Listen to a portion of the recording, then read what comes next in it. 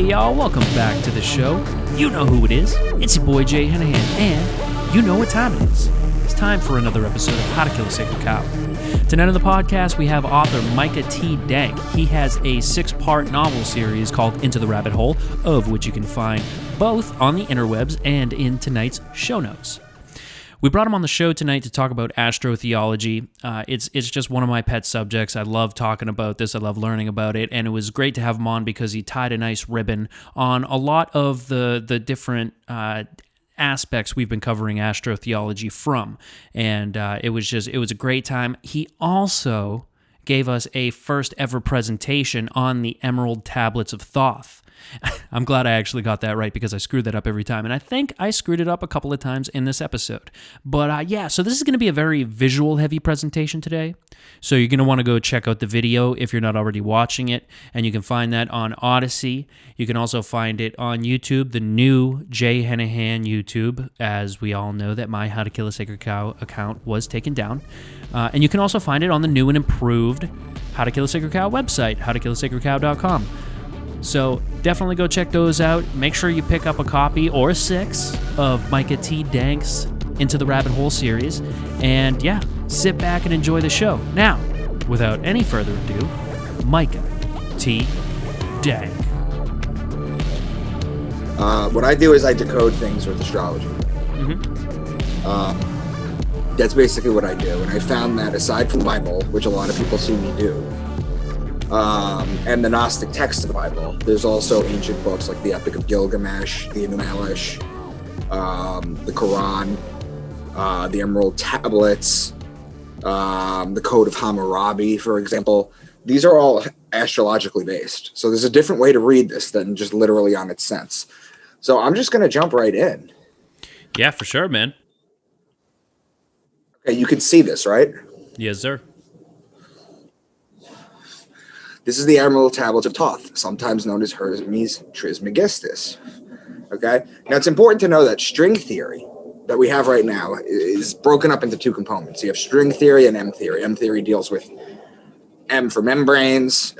It's the idea of a brain theory. I'm not going to really talk about that, but string theory is basically the idea that at the Planck level, which is the smallest level that we have, and we don't have microscopes that go that small, what we have on the Planck level are these little vibrating strings.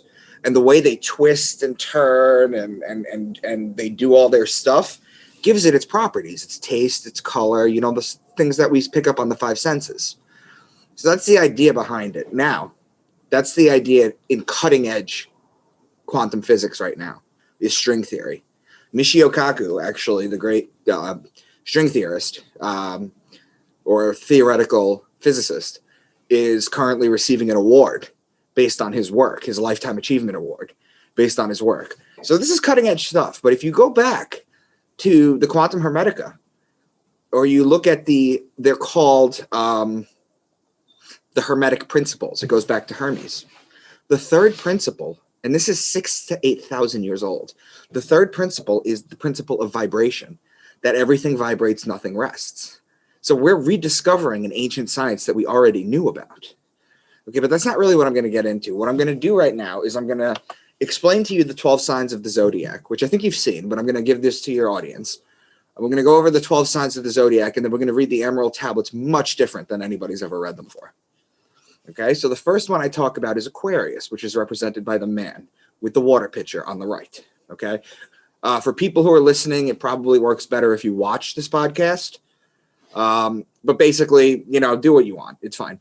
I wrote the story of Zeus and Aquarius. So the idea behind Aquarius is that it goes back to the Greeks. And Zeus saw a 14-year-old boy on Earth that he really thought was gorgeous and liked and wanted to bring him up to heaven. His father wouldn't let him. So he ends up bartering with his father. He gives him a bunch of land and money and this, that, and the other thing. And the boy's allowed to go to heaven. While in heaven, he's feeding the gods with a drink called ambrosia, which nowadays is just a freaking tangerine and whipped cream salad, But ambrosia was the drink of the gods. It was known as the nectar of the gods. And he would feed them with that water pitcher. And then what happened is one day he got fed up with being up there and just being their servant, that he went to the side of heaven and he poured the nectar out, like in this picture. And what happened is it caused a flood on Earth. That's where the Greeks get their flood story from. Now, Zeus was furious with him. He was mad at him, and he was going to punish him. But in a moment of self-reflection, he realized, I kind of took this 14-year-old boy up to heaven, kind of against his will. He didn't really want to be here. So instead of punishing him, he immortalized him as the constellation Aquarius. So you see the man with the water pitcher pouring it out, okay, which is exactly how you baptize someone, okay? That's where that comes from. Okay, so whenever you hear son of man, man, baptism, water pitcher, fountain, stream, river, pond, lake, water-based things, they're talking about Aquarius. Now, in astrology, Aquarius is actually an air sign. Okay, Pisces is the water sign in the water. But because there's water in Aquarius, it could be used to explain things that have to do with water, even though technically it's not a water sign. Okay? Now, Pisces is the sign of the two fish in the water. So whenever you hear Leviathan fish, all the water examples from the previous slide, they're talking about the fish. So in Genesis, when God separates the waters from the water, he's talking about creating the firmament between Aquarius and Pisces because it separates the two waters. Then the third is Aries, is the ram. And in Aries, you have March 21st, which is a spring equinox. It's a 12-hour day, 12-hour night. It's also the Passover. Now, the Passover in Hebrew, in Judaism, is God passing over Egypt and smiting everyone that doesn't have the lamb's blood, the lamb or the ram's blood on their door, because they're the people of Aries, the Jews. That's why they blow the ram's horn to the sky. It's Aries worship. Now, in astrotheology, the Passover is literally that. The sun passes over the equator on March 21st. Okay? In Christianity, the passing over has changed, and it's called the resurrection of God's Son. So it's two separate meanings, but it means the same thing. So whenever you hear ram, lamb, shepherd, ram's horn, you're talking about Aries. Then Taurus is the bull. When you look at the sky and you see Taurus during the season where it's supposed to be, you know that you need to put the plow on the bull so you can plant the seeds so you can harvest in Virgo and Libra, which I'll get to later.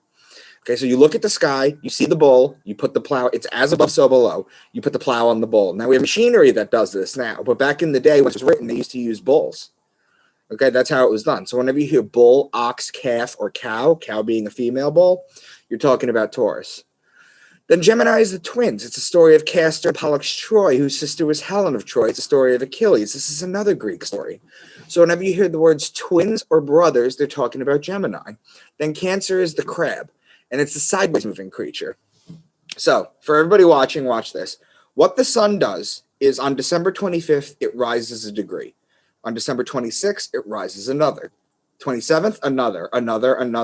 And it rises a degree every single day until it hits June 21st. When it hits June 21st, that's the summer solstice. It's the longest day of the year, the shortest night. Okay, now just like the crab walks sideways, now humans don't walk sideways unless we're doing like a sports drill. Okay, we walk front to back diagonally. Okay, the crab shuffles sideways. What the sun does, June 21st, which is in Cancer, is it shuffles sideways. For 3 days, it stays at that height. It doesn't go up. It doesn't go down. It stays at that height. Then on June 25th, it drops a degree. And then the next day, another, and then another, and then another, and then another. When it hits December 21st, the sun doesn't rise above the horizon. Okay? That's the winter solstice. That's the shortest day of the year, the longest night. The ancients used to say God's son was dead. And then it shuffles to the side for 3 days like it did in June, and that's why God's son was dead for 3 days. And then on December 25th, his birth, the birth of Tammuz, the birth of Horus, the birth of Mithra. You can go through all these gods and goddesses that people who have rudimentarily seen astrotheology in the book, in the movie Zeitgeist, which I don't like to reference very often, kind of get a basic idea on it, but it goes much deeper than that.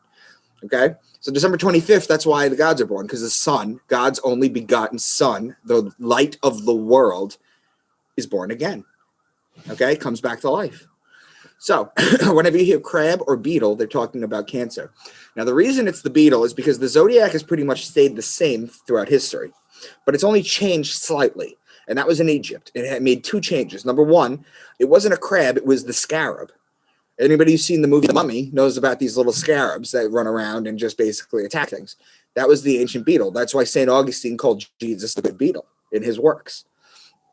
Okay. The other change that they made is that Leo, the lion, was actually the Sphinx. Okay, so they made that change too. But aside from that, it stayed pretty much the same. So again, when you hear crab or beetle, you're talking about Cancer. Then Leo is the king, the lion, the king of the jungle. The ruling planet of Leo is actually the sun. So in the Bible, when they're talking about the kingdom of heaven on earth, they're literally talking about the sun in its rightful home. So what happens is the sun, okay, we have a 24-hour-a-day clock. We have 12 signs, 12 zodiac signs. You cannot look into the sky. You cannot look anywhere and look outside the 12 signs. It encompasses us. It's a clock, okay? And what happens is the sun spends 2 hours a day in each sign to make our 24-hour-a-day clock. It makes sense. Now, the sun is in Leo. That's its rightful home. So whenever you hear lion, lioness, or cub, they're talking about Leo. Then Virgo is the woman holding the wheat stalk. So remember when you were saying you plant in Taurus, or when I said that, well, basically what would happen is the virgins would go out and cultivate the wheat in Virgo in order to make the bread for the year. Okay? Very grainy things happen in Virgo. So whenever you hear virgin, the Virgo, wheat, grain, seed, barley, corn, I get a lot of slack for this when I talk about it. Corn, people are saying is a modern day crop. It's not. It's 10,000 years old at least. And if you were to simply Google it, you would find that most people, most areas cultivate this in September, which is Libra. Okay? Just like the rest. So that's Virgo. Then Libra is the justice. It's the scales, it's the balance, it's the just one. And the reason it's the justice is because it judges God's sun as it passes over the fall equinox and begins its descent into winter, into cold, into death. So remember when I said the spring equinox, it passes over and it's celebrated. You have Easter and Passover in Aries. Well, in Libra, it's being mourned because it's being sentenced to death.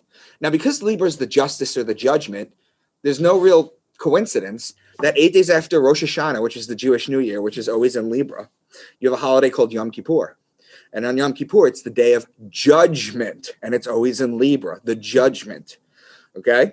And what happens is the Jews fast, and they don't drink water or anything, and they go to the temple, and they pray all day in order for God to keep them in the book of life for another year, okay? So, and if you were to really start getting into conspiracies, you'll find that all the major stock crashes always happen in Libra because it's the justice, it's the judgment, it judges us. Okay, all the major stock crashes happen in Libra. Now, so whenever you hear law, judge, justice, the just one, divorce, marriage, court, you're talking about Libra. Whenever you hear about wine, vineyard, or wine press, or grapes, you're talking about Libra. Why? Because if you've ever been to a vineyard, a lot of girls have their bachelorette parties at vineyards in the spring. What happens if you go to there in the spring is if you were to go there in the spring, it's stupid because it's the vines are bare. You could just a lot of people like to walk up and down and take pictures. It's bare. You want to have a really good time? Go in September, October when everything is lush and ready to be plucked. You can walk up and down. Everything is lush. You can eat the grapes off the vines. It's fantastic. That's when you go. You don't go in the spring. You go in Libra. Libra is also olive oil season. You press the olives there. Okay, so we have all the lawly things, all the wine and juice, grapes, things, and olives, okay? Scorpio is the betrayer, is the scorpion.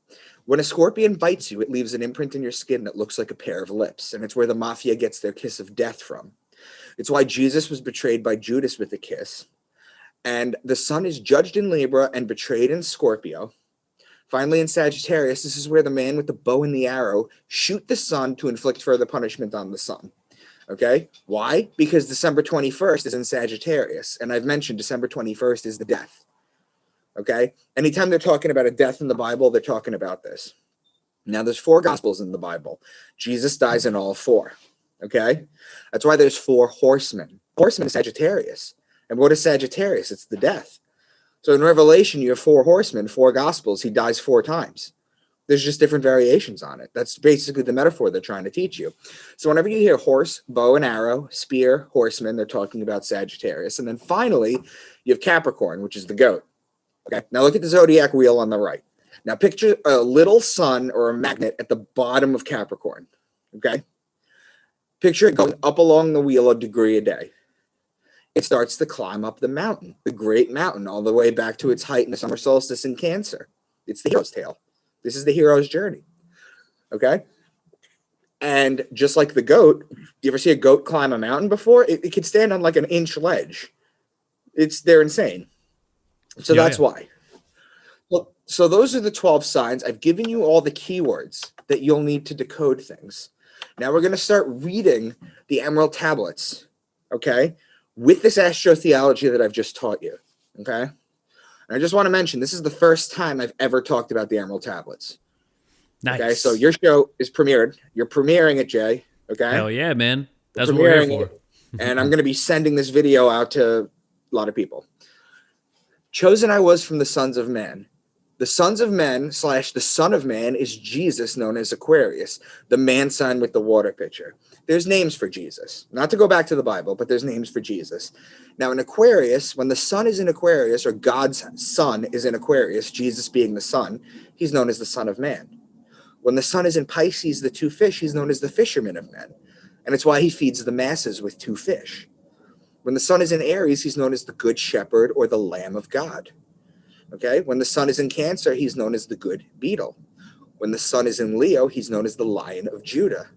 When the sun is in Virgo, the virgin, he's born of a virgin, and he's called the bread of life. When the sun is in Libra, the scales, the justice, he's known as the just one. It's all astrology.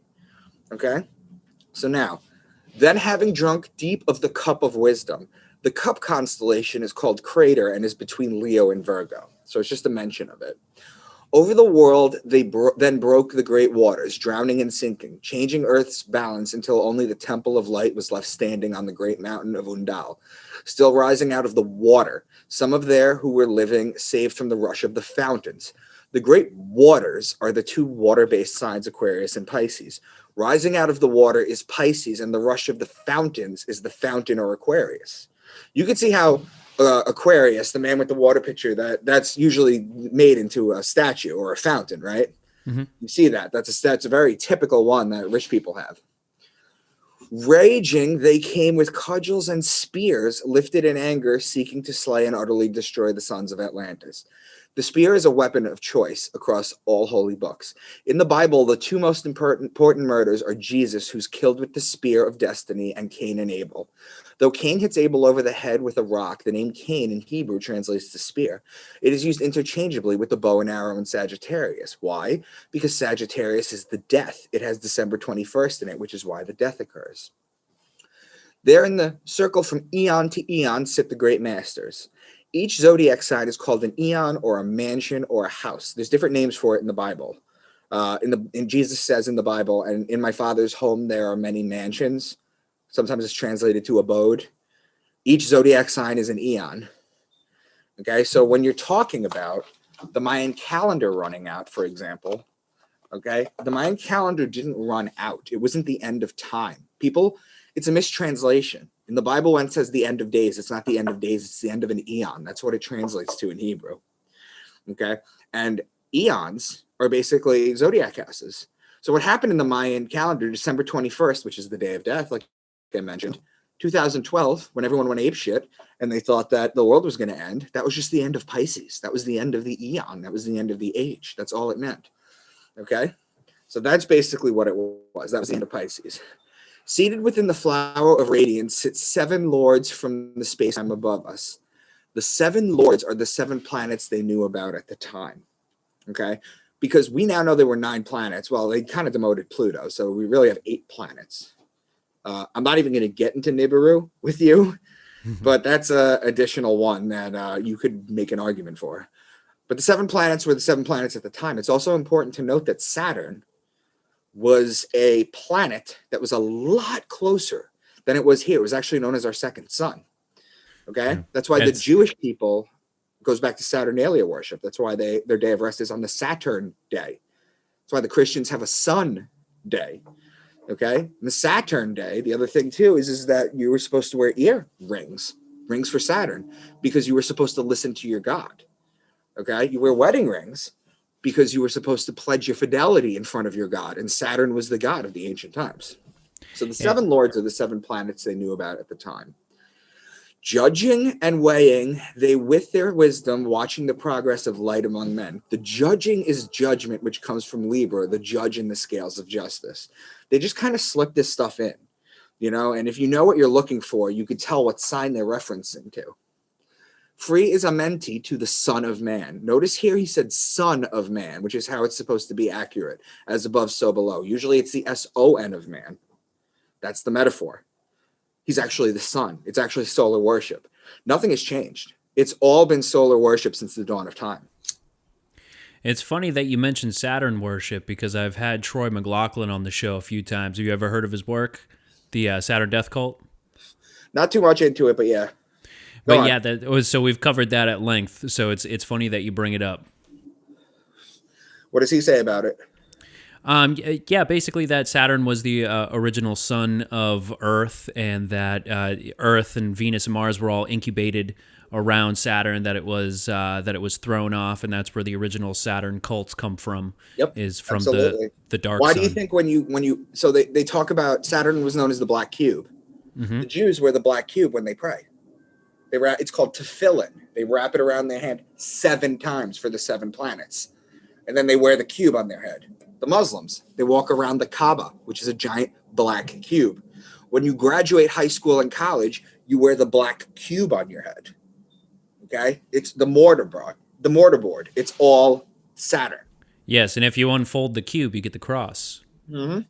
When you flat pack a cube, you get a cross. Absolutely. Mm-hmm. Now, O Master or darkness, guide of the way from life to life. Before I bring thee a son of the morning, touch him not ever with the power of night. Call not his flame to the darkness of night. Know him and see him, one of our brothers lifted from dark into the night. Okay, it's sun worship. And then they sneak the brothers in there, so you know they're talking about Gemini. There's 2 signs in this one passage. Man is a star bound to a body. This is unbelievably profound for people thousands and thousands and thousands of years old. We know that the iron in our blood could have only come from a dying star. We are the heavens, and the heavens are us, as above, so below. The word youngster has its roots in young star. That's where it comes from. As you start to talk to yogis and you talk to people, Buddhist meditative people, or even people who do DMT and ayahuasca, and there's a plethora of things that like Terence McKenna talk about, and his brother. As you start to do this, you realize that you dissolve your ego and you realize that we are all one. And it's not just everybody on the planet. It's the planet and the universe. The universe is conscious. We are relearning this ancient science, and it's not happening fast enough, but we are. Consider the law, for all is law. Seek not that which is not of the law, for such exists only in the illusion of senses. The law is Libra, scales of justice. There's 3 different mentions of it in this passage. List ye, O man, to the voice of wisdom. List ye to the voice of Thoth, the Atlantean. Freely I give thee my wisdom gathered from time and space of the cycle. Master of mysteries, son of the morning, living forever. And again, how old is this set of tablets that they're talking about the space-time continuum? Okay?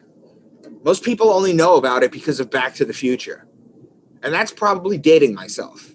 Your listeners are probably way younger than that. And I hope some of them have actually watched those movies. But once again, it's a mention of the sun, the master of mysteries. See, they knew. Long time ago, I in my childhood lay neath the stars on long buried Atlantis, dreaming of mysteries far above men. Then in my heart grew that there is a great longing to conquer the pathway that led to the stars. It's openly talking about the stars in the heaven, openly talking about the sun and the one true sun. Far into space, my soul traveled freely into infinity's circle of light. Strange beyond knowledge were some of the planets, great and gigantic beyond dreams of men, yet I found law in all its beauty. Well, the law is Libra, but it sounds like a DMT mushroom trip to me. There's plenty of talks in the Bible, too, about mushrooms. When the Jews are roaming the desert, okay, they come across food because they don't have any food. And they find manna. It's called manna. Manna in Hebrew means, what's this? They'd see a small, white, round thing on the floor, and they'd point and go, manna, what's this? They'd pick it up, they'd eat it, they'd trip, and they'd be able to talk to God. That's what it is. And there's plenty of books talking about the hallucinogenic nature of the Bible and this, that, and the other thing. The burning bush, for example. Yeah, what do you think Plenty of examples on. What do you think of Terence McKenna's views on the evolution of the humans and the relation to mushroom trips? I don't know enough about that so that I can't form a cogent thought. But what I could say is this much: I find it hard to believe that hallucinogens sped up language. I don't understand that connection. But aside from that, I could absolutely see how they would, because think about it. You're talking about people who were barely out of the food chain thousands of years ago. Okay. And you're talking about people who would have to go hunt, with the bow and the arrow, with the spear, with all the stuff that they talked about, plowing with the bull, doing this. It's important. If you didn't plow in Taurus, you weren't going to harvest in Libra and Virgo, and you weren't going to eat. You were going to starve in the winter. Okay, so this was super, super, super important. But I can see how they felt divine connections, because that's a spiritual experience that us with language nowadays can't even describe. Ask somebody to explain their DMT trip to you, and you'll see what I'm talking about. Yeah, it usually ends in, I don't know, man, there was shapes and fractals, and it was all one. That's all I got. Yep. Yeah. Yep. See? It's out of language. It's out of language is what it is. Okay? Now, forth then my soul sped through the cosmos, seeing ever new things and old, learning that man is truly spaceborn, a son of the sun, a child of the stars. As above, so below, we are all from the universe. This is so profound, and it's not taught in schools. People don't read this shit in schools. It's sad.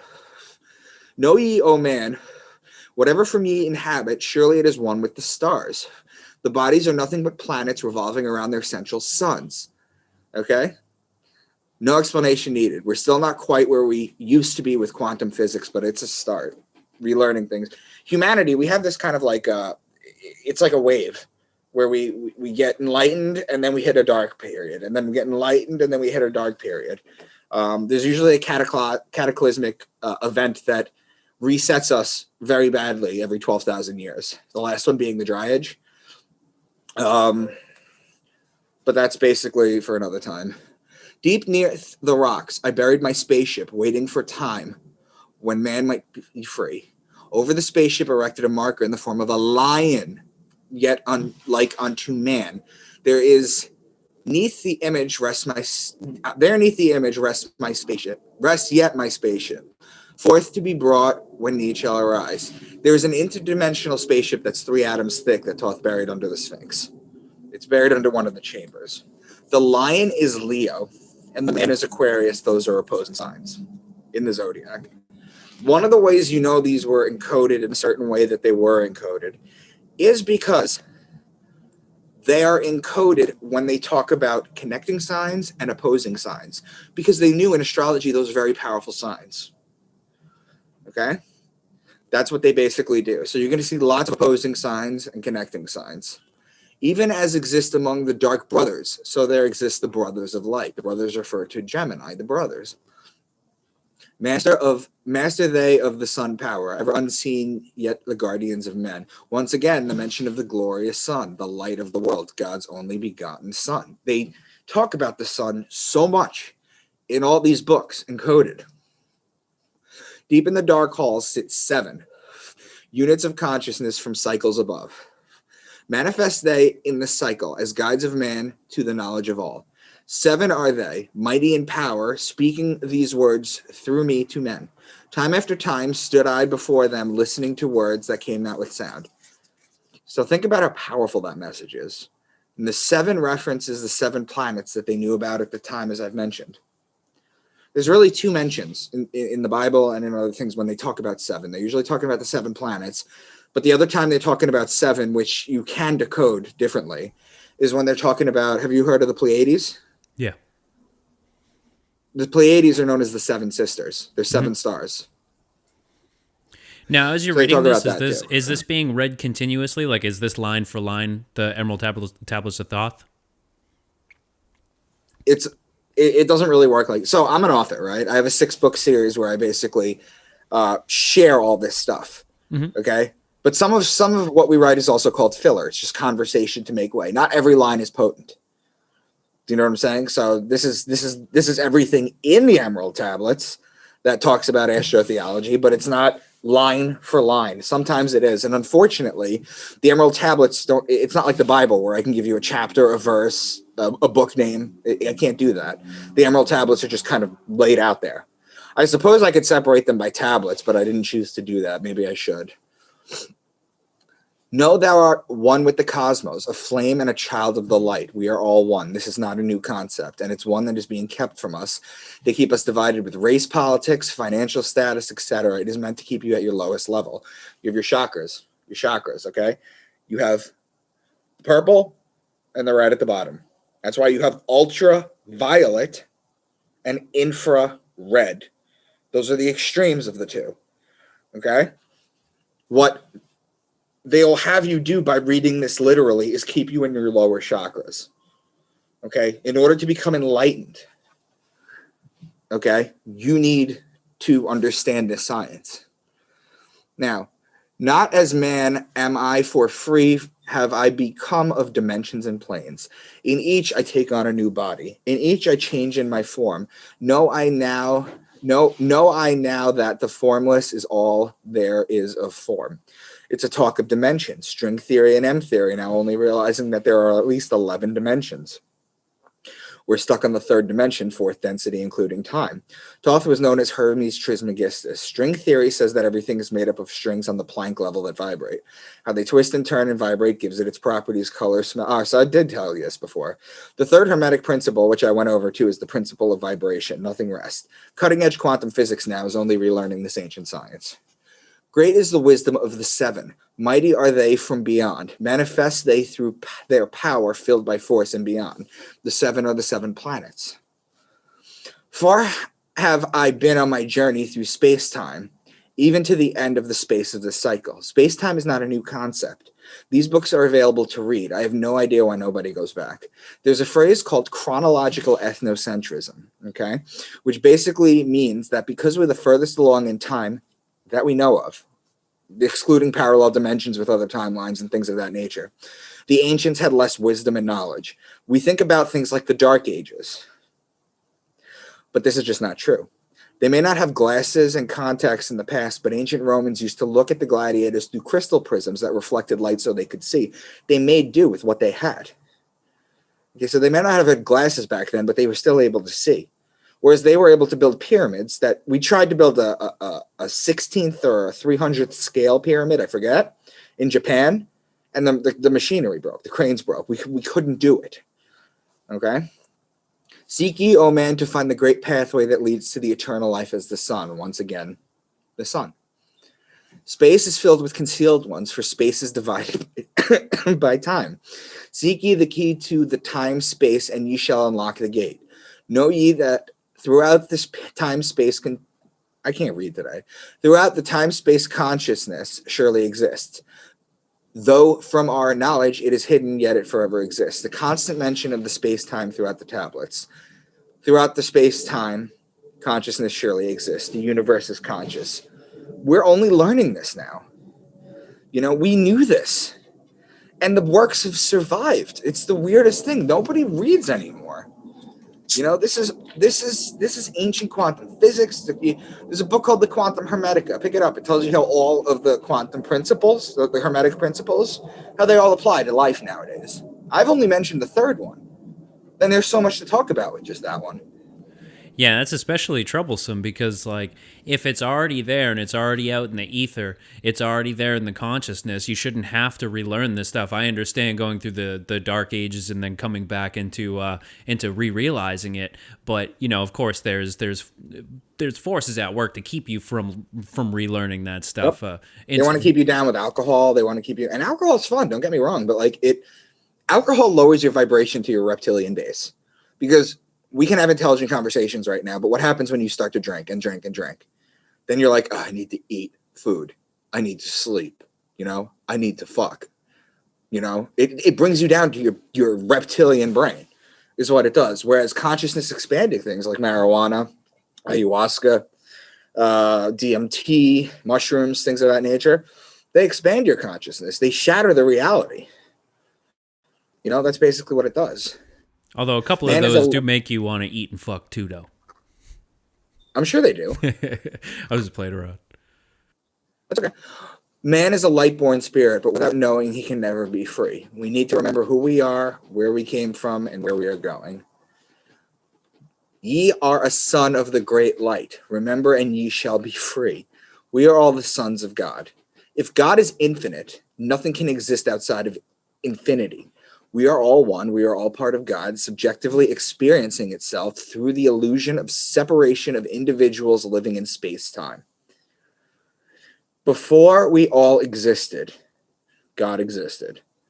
Okay? And what happens is basically an all-knowing, an all-loving creature or creation beyond understanding couldn't experience itself. So what it does is it divides itself. Okay? We'll get a spark of the divine, and we get to experience everything that God has created subjectively. And then when we die, we go back. Or we go to the next plane and we continue our learning. That's as simple as it gets. The reason religion works on people is because it scares the shit out of them. Because from the moment you are able to understand things, and when you're like 7 years old, you know, when you start having memories and you realize things that are going around you, you become aware of your own mortality. And religion gives a very embarrassingly easy explanation for what you need to do in order to continue. And that's just simply not true. And that goes across the board. That's Judaism, Christianity, Muslim, Hinduism, all this stuff. Now, some of the Eastern religions are a little more spiritual. But at the end of the day, they still deify it. Because it's funny. The major three religions all believe in the same Satan. Okay? They all believe in the same God. But they bitch about the messenger. It's embarrassing. You know, but that's just me. Yeah, that's Used just I, the drum corporeal of the stuff. serpent. Yeah. Used I, the drum of the serpent, cries to the lords of signs in their houses. The signs in their houses. There are two serpents in heaven. There's Hydra, who is the sea serpent, and Ophiuchus, who is the serpent bearer. Much like the eagle is both an evolved form of Scorpio and also Aquila.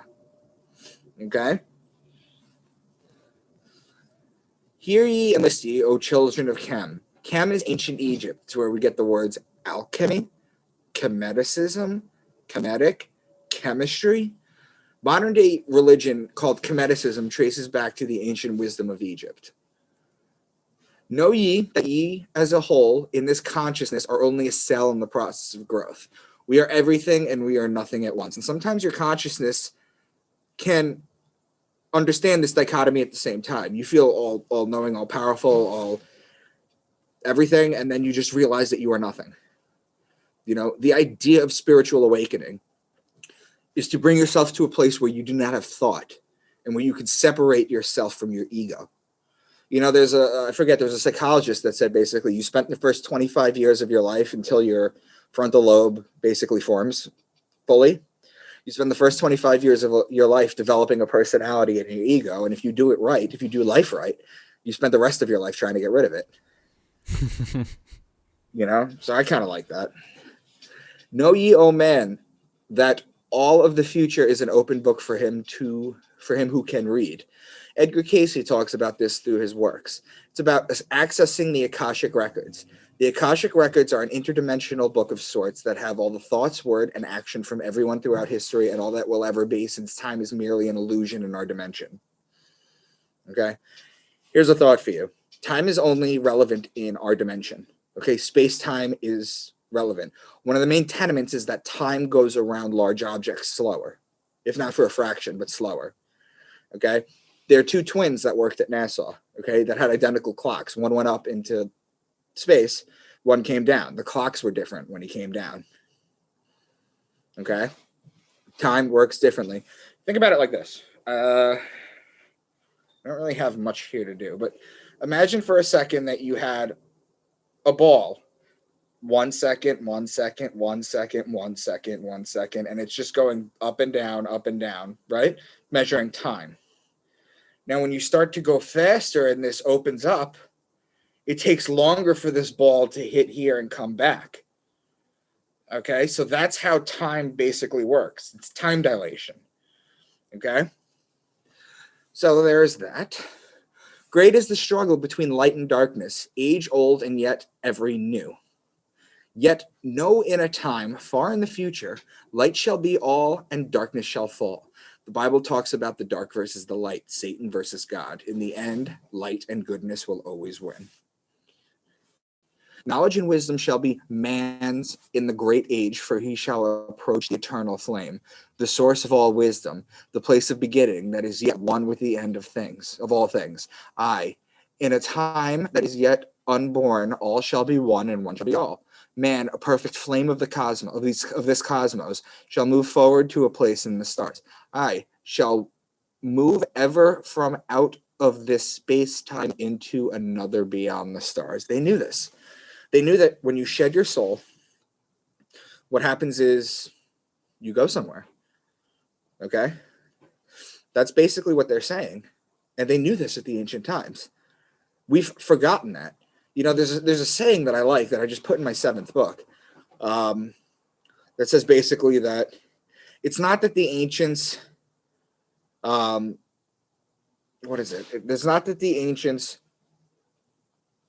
told literal stories that were supposed to be taken symbolically. But nowadays, we have those symbolic stories and people are taking them literally. And that's basically what it is.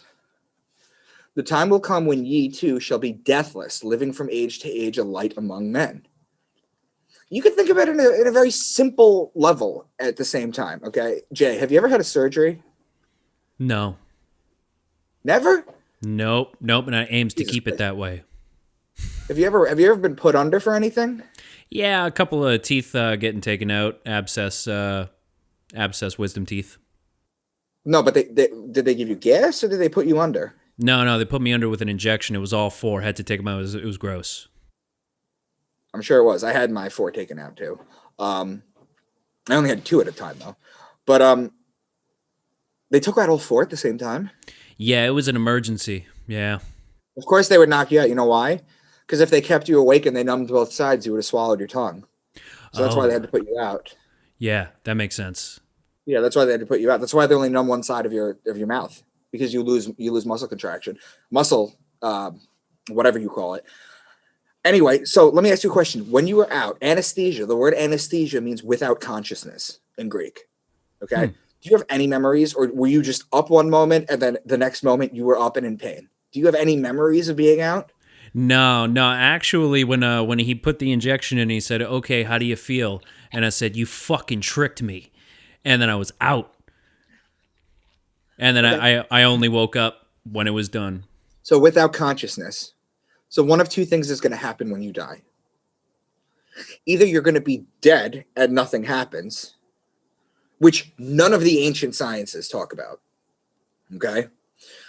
And it's going to be like when you were under anesthesia. You're not self-aware. It's not like you're in a pine box rotting, thinking about your life, dead. Right? It's going to be like that. It's just going to be a lapse of everything. You're just zero. Like, right? Does that make sense? It's either going to be like that, or you're going to continue. You know? People make a big deal about hell. Okay? Hell doesn't make sense. Hell doesn't make sense. It's a flaming inferno. Okay? It's a flaming inferno. Okay? Where people burn alive forever. Let me ask you a question. How do we sense pain in humanity, the human body? It's all sensory, right? I mean, it's your body telling you that something dangerous is happening. Nerve endings, central nervous system, brain. That's how you sense pain. Let me ask you a question. When you die and you become a soul and you no longer have things that could sense third dimension problems, how are you going to burn in a lake? It's not going to happen. It doesn't make sense on its own. No. In fact, the word inferno goes back to the Italian word, inverno.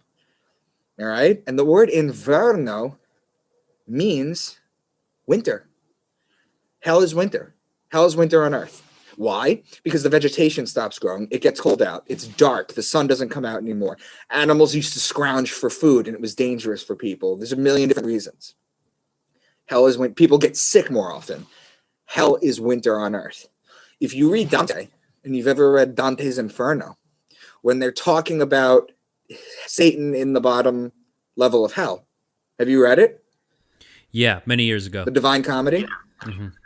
When he's in the bottom level, he has 3 heads. He's eating 3 people. He's eating Brutus and Cassius, and they're facing out of his mouth. And he's chewing on them. And then he has Judas Iscariot in backwards.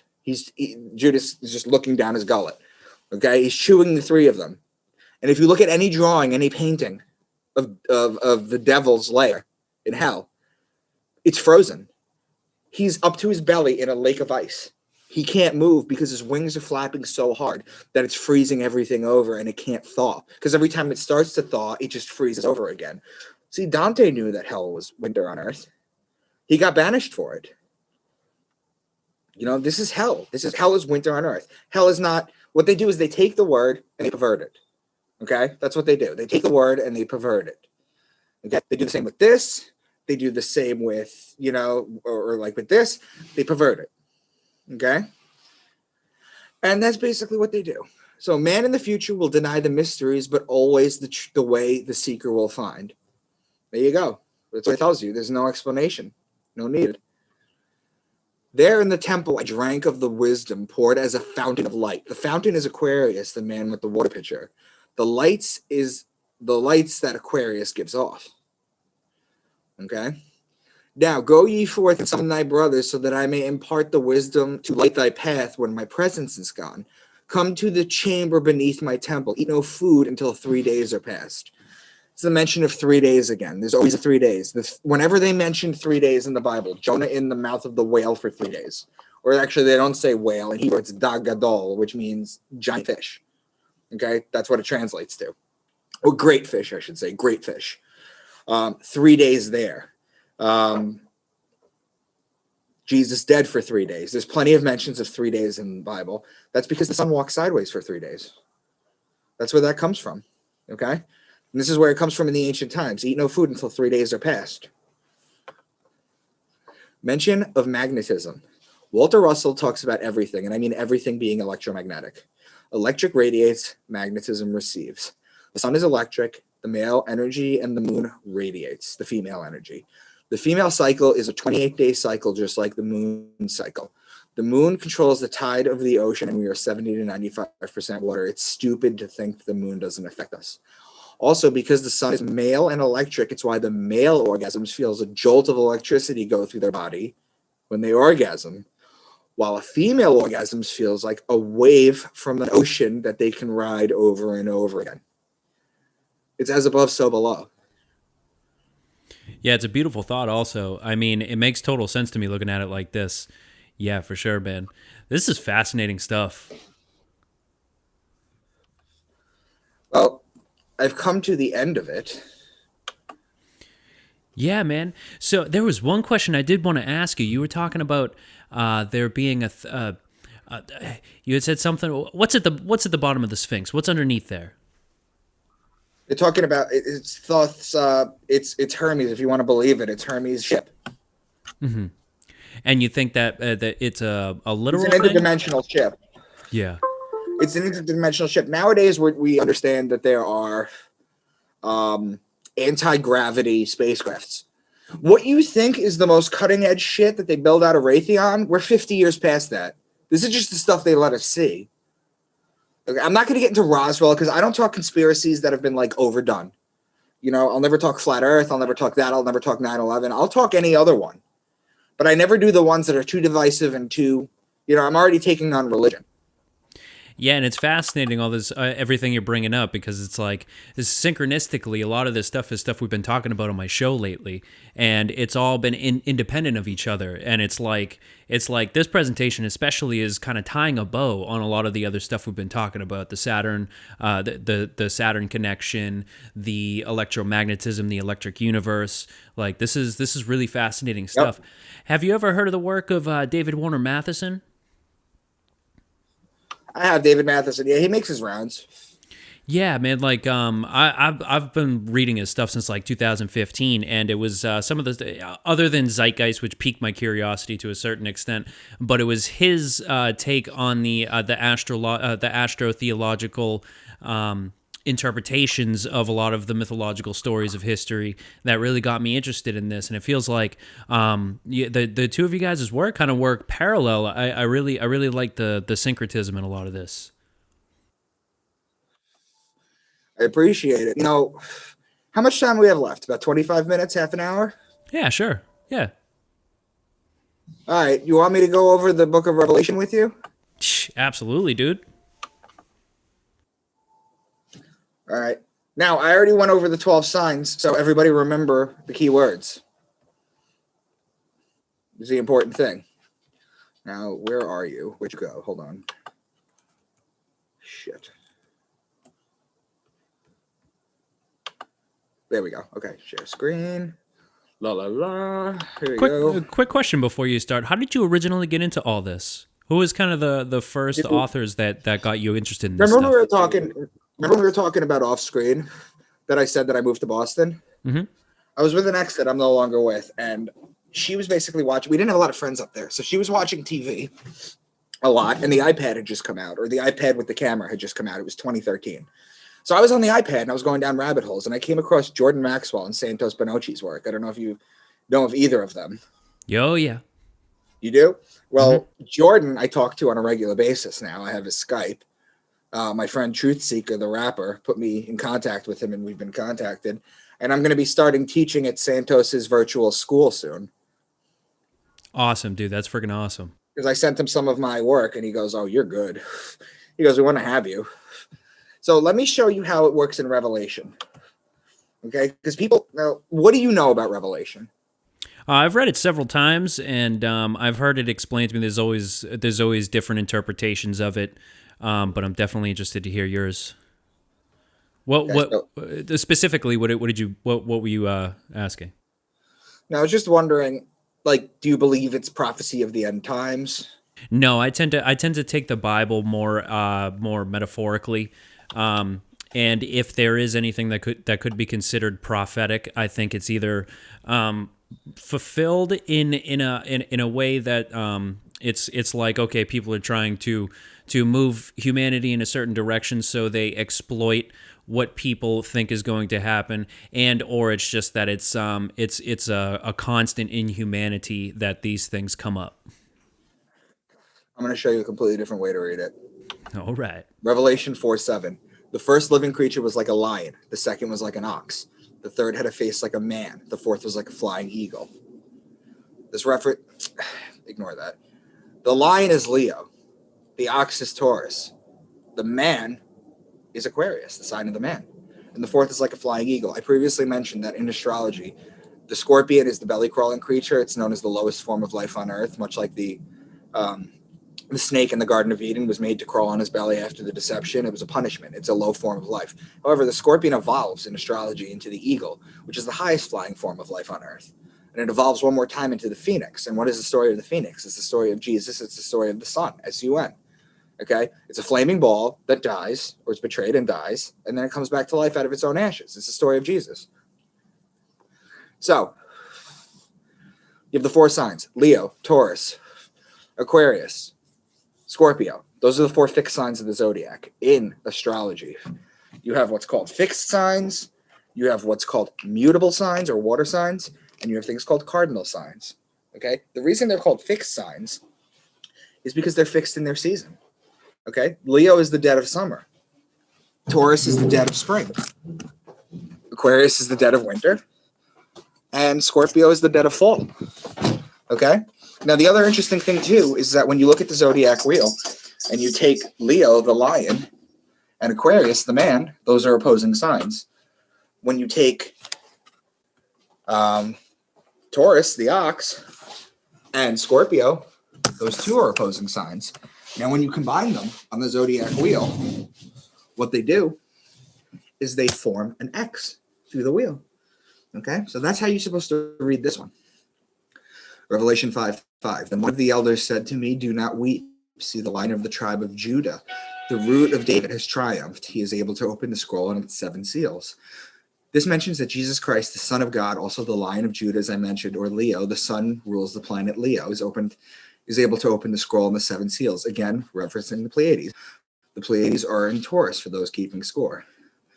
I watched as the Lamb opened the first of the 7 seals. Then I heard one of the 4 living creatures like a voice, like thunder, said, "Come." Do you know why the first seal is opened in, well, the Lamb is Aries. Do you know why the first seal is opened in Aries? Because in the zodiac, Aries is the first month. Okay. Okay, when you look at your months, and you notice that September, October, November, December, or Sept, Oct, Nov, Dec means 7, 8, 9, 10. It aligns with the year starting in Aries. So it was only because of Julius Caesar and Caesar Augustus that we added July and August. Okay. Yeah, and Aries was always understood as the earliest. Aries was always understood as the youngest of the astrological signs. Also, that like if someone was being born in Aries, they're the youngest of the souls. Right. And they're the ones that have to learn the most. Yeah. I learned in there before me. I looked in there before me was a white horse. Its rider held a bow. Well, the bow and the arrow, that's just Sagittarius, the horse. The 4 horsemen, as I mentioned. Then I heard what sounded like a voice among the 4 living creatures say, 2 pounds of wheat for a day's wages, and 6 pounds of barley for a day's wages, and do not damage the oil and the wine. Okay, well, 2 pounds of wheat and the 6 pounds of barley, that's Virgo. Okay, the oil, the olive oil, and the wine, that's Libra. Those are connecting signs in the zodiac. I watched as he opened the 6th seal. There was a great earthquake. The sun turned black like sackcloth made of goat hair. The whole moon turned blood red. And the stars in the sky fell to the earth, as figs drop from a fig tree when shaken by a strong wind. The sun turned black like a sackcloth made of goat hair. The moon turned blood red, figs dropped from a fig tree. Goat is Capricorn, the goat. And it's black because Saturn is the ruling planet of Capricorn, which is known as the black planet. Okay? The Jews wear a black cube on their forehead. The Muslims worship around the Kaaba. It's Saturn worship. The moon turned blood red. Okay? Capricorn's cross sign, or its opposing sign, is Cancer, whose ruling planet is the moon. First time figs are good to eat are in June or Cancer. The second time they're good to eat is from August to October, basically Libra. Then I heard the number of those who were sealed, 144,000 from the tribes of Israel. Have you heard of this passage? Oh, yeah. Okay. You know that there are religions, either the Latter-day Saints or Jehovah's Witnesses or something, that take this very seriously. They believe only 144,000 people go to heaven. But that's not true. We all get to go to heaven. I'm going to show you right now. There are 7 chakras. The root has 4 petals. The sacral has 6. The solar plexus has 10. The heart has 12, and the throat has 16, which equals 48. The third eye chakra is represented by 96 and only has 2 petals because it's 2 times as powerful as the lower chakras. 48 times 2 is 96. The crown chakra is 1,000 times more powerful than the lower 6 chakras. When you add the lower 6, you get 96 plus 48 equals 144. Times that by 1,000, you get your 144,000. When you've activated all your chakras, that's when you get to see God. Does that make more sense? Yeah. Oh, yeah. This is the ancient science that they're building off of, and people just take it literally now instead of realizing how beautiful this was. Revelation 9:3, and out of the smoke locusts came down on the earth and were given powers like that of the scorpion on earth. And do you remember what the scorpion's power on earth was? I'm sorry, what'd you say? What the scorpion's power on earth was? What, that he's got the venom? He betrays. The scorpion betrays with the bite. Mm-hmm. Remember, what happens is a scorpion bites you and you pull it off and throw it. It looks like a kiss, the way the bite looks. Yeah, and so the locusts look like horse. Sorry, go ahead. No, you go ahead. I was just gonna say, doesn't isn't the scorpion supposed to also be isn't it supposed to symbolize Judas as well? So in October, yes, because he betrays him with a kiss. Yes, and then 3 months later, he betrays him with a kiss. Mm-hmm. You got to understand why a kiss. That's why. Okay, Judas could have thrown a rock at him. He could have pointed him out. He could have hugged him. He could have done anything. He kissed him. That's a very awkward greeting, even for that time. It represents Scorpio, the scorpion, because Judas is the betrayer, just like Scorpio is the betrayer. The locusts look like horses prepared for battle. On their heads, they wore something like crowns of gold, and their faces resembled human faces. Their hair was like woman's hair, and their teeth were like lion's teeth. They had tails with stingers like scorpions. The locusts look like Sagittarius, the horse. They wore a crown of gold, or the sun in Sagittarius. It's a metaphor. Sagittarius is the man on the horse with a bow and arrow. Their faces resembled human faces. That's Aquarius and Virgo, the man and the woman. Their teeth were like the teeth of lions. That's Leo. They had stingers like scorpions. Do you see how many references there are in just this one passage? Yeah. A great sign appeared in heaven, a woman clothed with the sun, with the moon under her feet and a crown of 12 stars on her head. She was pregnant and cried out in pain. She was about to give birth. Then another sign appeared in heaven, an enormous red dragon with 7 heads and 10 horns and 7 crowns on its head. Its tail swept a third of the stars out of the sky and flung them to earth. It's important to know, again, people believe this is literal. They believe they're going to look to the sky during the end of days. They're going to see a giant woman, and they're going to see a dragon attacking her. Well, kind of. And this has always been one of the more impenetrable. This has always been one of the more impenetrable verses for me to actually understand. So I really do appreciate you breaking this down. This is gold. So the sun is Virgo with the moon under her feet. Okay. If the sun is in the sign, the moon is directly under it. Okay. So now remember how I told you we have a 24-hour day clock? And do you remember I told you we have 12 zodiac signs, so the sun spends 2 hours in each day? So when the sun is in Virgo, that's between 4 and 6 p.m. And between 4 and 6 p.m., the sun is still out. So the moon is down, because what happens when the moon comes up and it's up, the sun is down, right? It's just as simple as that. She was pregnant, which is another sign towards the virgin birth. Then an enormous red dragon appeared. Have you heard of the constellation Draco? Draco is the dragon. And if you've ever looked at its tail, it's enormous. It goes from Aries to Sagittarius, which is a third of the sky. Its tail swept a third of the stars out of the sky and flung them to earth. It's just star poetry.